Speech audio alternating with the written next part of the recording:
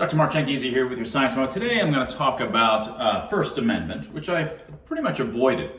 Now, in about 2 weeks, Changizi versus the Health and Human Services of the federal government, the New Civil Liberties Alliance, Janine Eunice, our attorney, and Daniel Kotzen and Michael Sanger and myself are suing the federal government on First Amendment grounds for coercing big tech, social media, to crack down on misinformation, which they started to do at least, and started to unabashedly announce that they were doing it back in April or so of 2021. And after that, many of the hardest core crackdowns have indeed occurred, as they said that they would.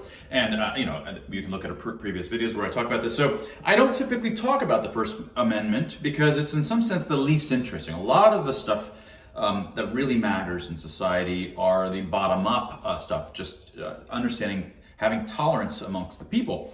When mass hysterias and collective hysterias go through and moral panics, these are bottom-up issues, and they're very dangerous. But I just wanted to talk about the First Amendment today, and one of the, of course, many problems with violations of the First Amendment, or one of the many reasons why we have the First Amendment, is because when you violate it, when the state violates it, it is a further accelerant on collective hysteria. So what we saw back in 2020, and as we're seeing now, for example, in these trans swimmer kinds of cases, is when there's a kind of new moral sort of cult about some kind of idea, there are virtue positions, as we've talked about in the past. Virtue positions are positions which are irrational, sufficiently irrational, if not irrational on their face, that folks not in the community would never utter them. You know, if they were sort of reasonable things to say, they wouldn't serve as signals of membership within that group. Now, it's not that the people in the group are thinking to themselves, oh, this is irrational and I'm saying it so that no.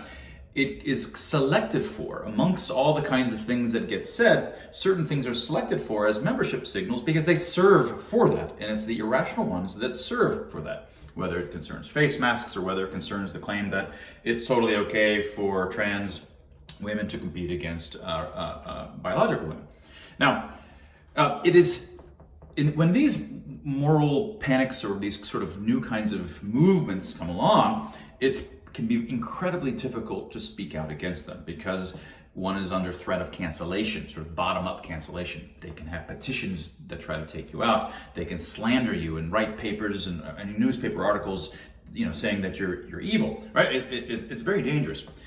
But you know what makes it even worse is when the federal government clamps down and tells social media that folks in the public square are not even allowed to say sentences that are opposed to those virtue positions.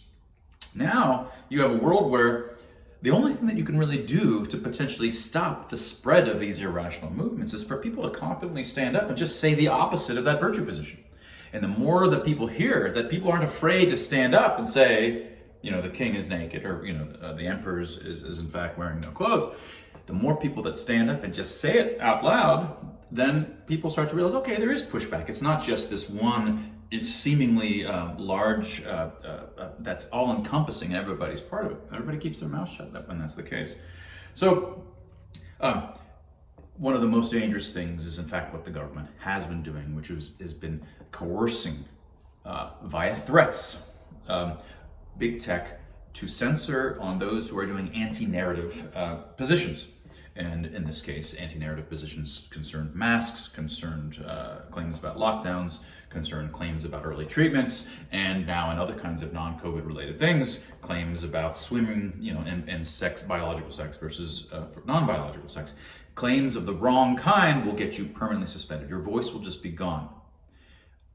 There can be nothing worse than stopping irrational movements from spreading horizontally through the population, than making it not only dangerous to speak out, but just impossible, because anybody who says it, their voice is completely lost. And on the 26th, I'll be in federal court here in Ohio, on the stand, arguing for our position that the federal government has violated the First Amendment in their coercion of big tech YouTube, Instagram, Twitter, to censor opinions that are against the government narrative. And we hope to turn this around and bring free speech back to the public square. And that was your science moment.